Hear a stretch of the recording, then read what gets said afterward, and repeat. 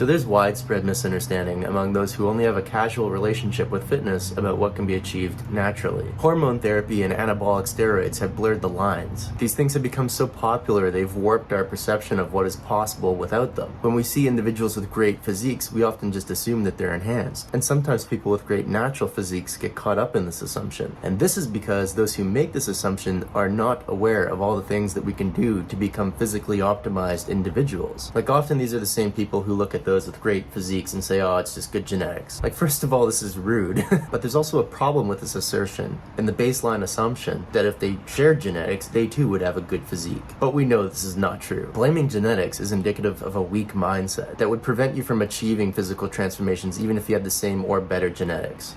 Blaming genetics while you're standing at the finish line doesn't take into account everything that everyone who is crossing that finish line had to overcome in order to get there. Blaming genetics isn't even rational when you haven't even unlocked your own genetic potential. Like, if your true genetic potential is buried under years of white adipose tissue, muscular atrophy, and bad habits, you can't see what your genetics are. And if you can't see them, you don't know what they are. And if you don't know what your genetics are, how can you blame them or say that you don't have good genetics? Like, this sort of thinking has become so popular, it's even common for someone with objectively worse genetics to physically outcompete someone who has objectively better genetics, simply by being physically optimized and leveraging health maxing strategies. Like, guaranteed, there's even cases where the person who started out at the disadvantage is told by the unoptimized, physically advantaged person that that disadvantaged person has just good genetics, because the person with better genetics who hasn't worked to optimize themselves is deluded, and that's what the person with the disadvantage gets told for all their hard work. Those who haven't uncovered their own genetic potential and don't understand the difference between enhancement and optimization lack very specific knowledge. This is everything that goes into physical optimization, health maxing strategies. Those who are fundamentally disconnected from physical optimization because they are not engaged in health maxing strategies don't understand the power and potential of a person in an optimized state. They don't know about all the little things we can do to achieve this state and the cumulative effect of all these things together. All they see is the profound end result. Since the gaps in their understanding must be filled somehow, and we have all seen the power of anabolic steroids and hormone therapy, the assumption that optimized individuals are enhanced is actually an easy assumption to make. It actually shouldn't be a surprise that so many people think this way given the widespread lack of insight into health maxing strategies. Like, so many guys on social media accuse me of being on juice that I literally wrote a guide to health maxing. Like, this is all the shit that goes into physical optimization. This is how I leverage not only just good sleep, good nutrition, good exercise, but all the esoteric shit as well, beyond the fact that I don't drink and smoke. Just a little sidebar. Like, I'm talking the removal of harmful chemicals from your environment, wearing natural clothing, only drinking out of glass, getting a water filter, not fapping and watching porn,